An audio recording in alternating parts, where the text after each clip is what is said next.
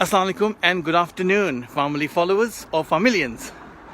Earlier, I did an education session on prescribing consideration in pregnancy, pediatrics and neonates, which was presented to Foundation Year 1 doctors working here at Northern Lincolnshire and Gould Hospitals NHS Foundation Trust. The session was really liked and it was very interactive case-based session. I managed to get a short video glimpse of that session so I can share that with you guys for the purpose of knowledge and also to be able to share how we practice here in the United Kingdom. Please do comment and watch the video full till the very end and let us know if you would like to see more of the sessions similar to this one in future. And comment, like and share the word. Share family, be family, love family. Watch the full video please, thank you. Hi, good afternoon, my name is Sadhru. I'm a pharmacist, a clinical team manager here at SGH, recently started. Before we begin, just to let you know, I'm recording the session. So, we won't be discussing any patient details anyway, but just be mindful of, if you have to say something about patient, use the initials, that's okay. So, begin the presentation is pregnancy, pediatrics and neonates, what's prescribing considerations we should be looking out at. So, begin with pregnancy. So, first of all, what pregnancy brings into your mind? First thing is physiological changes. And it's mainly to do with increase in lots of things. So, what I've listed down a few, which is the first one is the body water increase to 8 litres approximately. During the duration of the pregnancy up to 40 weeks leads to altered drug distribution, and also considering the fact that the cardiac output increases, rate of liver metabolism, plasma volume, fat stores, GFR, and also distribution metabolism and excretion also increases, which leads to a combination of hemodilution, which obviously ultimately reduces drug concentrations. We have to consider these things in our mind before we start prescribing for pregnant women going through pregnancy. So the other thing is when we are considering prescribing, we have to see whether we can avoid prescribing and is it really necessary to prescribe, or if we can take any non-pharmacological measures, for example lifestyle modifications or massage therapy or aromatherapy, acupuncture, all those different techniques that have been used for over years, hundreds of years it's been used. So, and then if you have to use prescribing, then we use the lowest effective doses and for a short test period necessary. The other thing is drugs with better evidence that we'd have to consider generally something established and have evidence use over the years and are obviously definitely preferable. Also assessing the risk of benefit, risk ratio, whether or not, if this thing that we're going to prescribe is benefiting in overall, or is it a risk more than the benefit. So the main concern for both clinicians and patients is the possible effect, possible adverse effect or side effect to the fetus, also called teratogenicity, due to the medication that's being used or being prescribed. So just an overview, teratogen is a substance that can cause congenital malformations, spontaneous, that can lead to spontaneous abortions, or other structural functional abnormalities in fetus or after childbirth, and almost all drugs across the placenta. So drugs might also be the factor of fetus indirectly altering maternal hemostasis, such as vascular flow. So moving on to the third slide. Also need to know about the woman who's pregnant. We need to know about what current medication they're taking, if they have any allergies, then we need to consider also how far they're in pregnancy and why it's important to know, because if you're prescribing a drug, there is limited evidence in pregnancy, and also need to know that which trimester they're going through, because different trimesters the drugs causes different things. For example, the first trimester, specifically 3rd and 11th week, is the greatest risk for teratogenicity, and the 2nd and 3rd trimester, drugs can affect the growth and functional development of the fetus, or they can have a toxic effect on fetal tissues.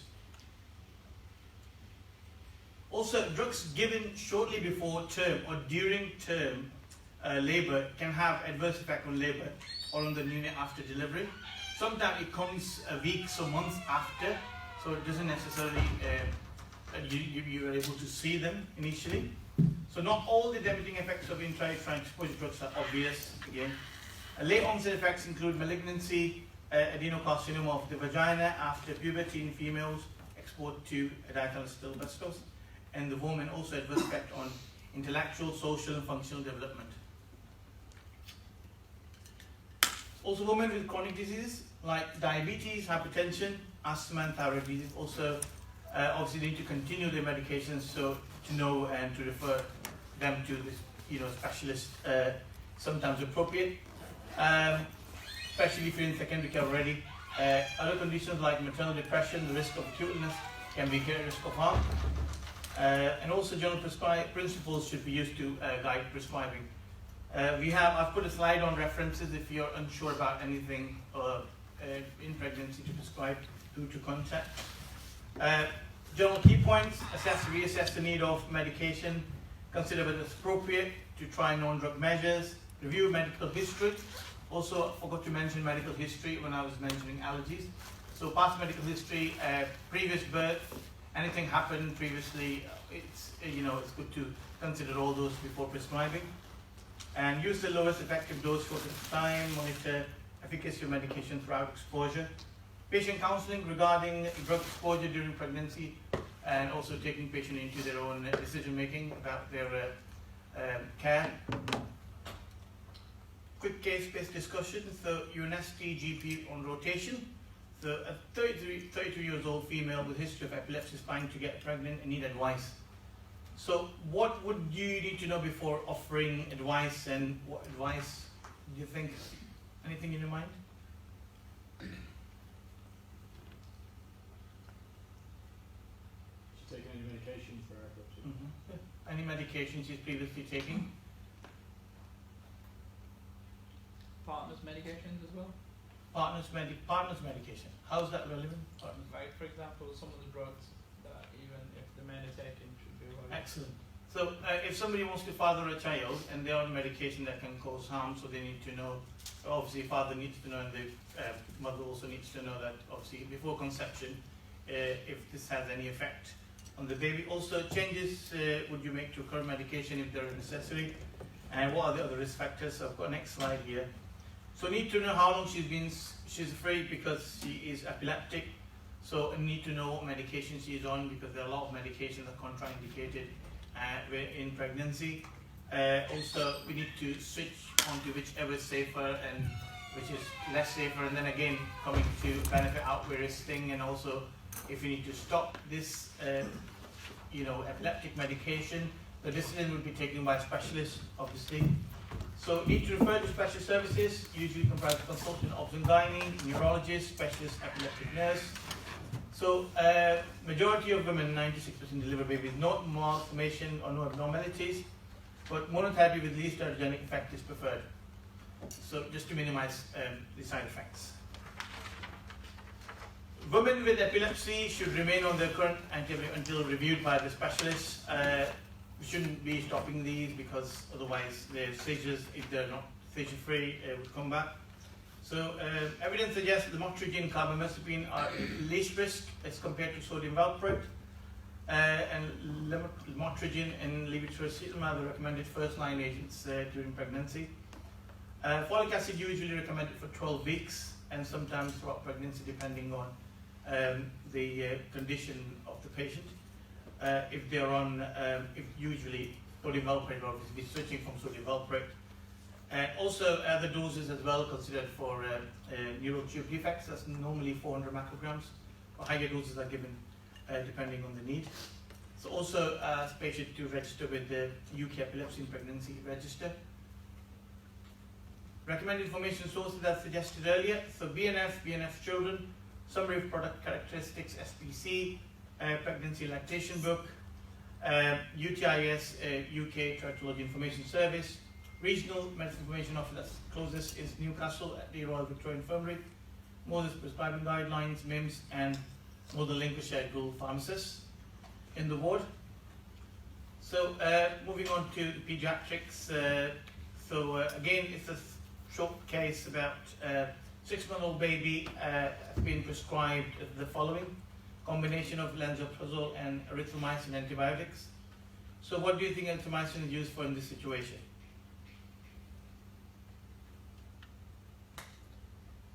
The hint is the combination. Lansoprazole. Sorry? Triple therapy or No. H. pylori, No. Normally dual combine 2 antibiotics plus the PPI H. pylori. But you're not far. Gastroparesis, anyone heard that? Or GI stasis, also known as GI stasis. So yeah, that's unlicensed again. Lansoprazole and also erythromycin, they're both unlicensed in pediatrics. So if you go under BNF for children, you wouldn't see the dose. So, but the combination suggests that's what it's for. And does anybody know what's unlicensed and licensed and off-label use? What does that mean? especially not, it's not recommended by NICE. Signed book. Yeah. So something that's recommended is published as a monograph in British National Formulary. It's called license. So when a drug comes with indications, they are licensed indication. And there are unlicensed indication under the same monograph when you go unlicensed. But they are unlicensed also mean that either the formulation is not available or the indication is not indicated by the marketing authorization from the pharmaceutical company. So they're not trial and tested. But some prescribers, consultants have years of experience of using those medication on that condition. But so they still use it. So this is called unlicensed. There are also formulation-wise examples are omeprazole do come as capsules and tablets, but they do not come as suspension because the stability in manufacturers they can't manufacture it because it doesn't stabilize for that long. There's no point manufacturing them. So the capsules go to the specialist company for a suspension to be made, and suspensions made for usually a month, last 28 days to a maximum of 3 months, depending on what references they're using. So for patients who are not able to swallow capsules, are not able to take tablets or low-sat mops, we sometimes have to send requests to the specialist company and they make suspensions. Similarly, dermatology prescribe medications, different combinations of coal tar and betanoate cream and stuff. So they're customized as per patient need. So specialist company, again, we request them to make them as per the prescription. So they are called unlicensed or specialist. So the use of drug in children when it's not received marketing authorization for use. They're also called extemporaneous, imported or named patient. Again, if the drug is licensed in the US and it's not licensed in the UK and it's not in the BNF, so we would class this as unlicensed. Again, we have to source it from America or China or anywhere specifically for that patient. So there's another thing called off-label use. The drug used outside the condition of prophylaxis in terms of dose, age, indication, route administration, or contraindication. So, can anyone give me an example of off-label use, please?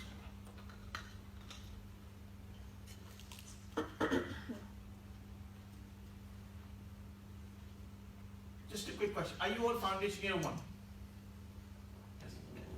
So off-label use, for example, ofloxacin eye drops comes at 0.3% eye drops. But ENT specialists use it for ear infection. It doesn't come as an ear drop. So that eye drop is used for the indication of the ear. Still be used, it will be termed as off-label use. So the label is for licensing for the eye conditions, not the ear. Any other, like in terms of if there's change of dose and dose not recommended, age not recommended, for example, Abidec, it's got a different dose, multivitamin for newborns. So it's 0.3 ml to 0.6. So premature birth is 0.6 ml dose. But when a baby is born up to 3 to 6 months, then 0.3 ml. But sometimes consultants still use 0.6 ml. That's the double dose for somebody who's newly born in like a day old or 2 days old. So again, that's BNF would suggest 0.3 ml, but they'll use this. The dose would be off-label if they want to use that. Okay, so whatever we as prescribers prescribe, it's classed as, it's your prescription and you're taking sole responsibility of that prescription, whichever guidelines you're following. So we'd have to be mindful of before we prescribe that, you're taking full responsibility of that medication. And again, unlicensed off-label use does not mean inappropriate prescribing, because some still have evidence and the use of these medications off-label. Some doctors come from overseas, they use it over there, and then when it comes to England, they're not licensed, so they still use it. So, okay, so this is the standardized strength of unlicensed liquid medications, children. It's published jointly by the Royal College of Pediatrics and Children's Health, and also Neonatal and Pediatric Pharmacists group. Are you guys able to see this? So its recommendation is to standardize formulation, especially unlicensed ones, those available, because what happens is when prescribers are getting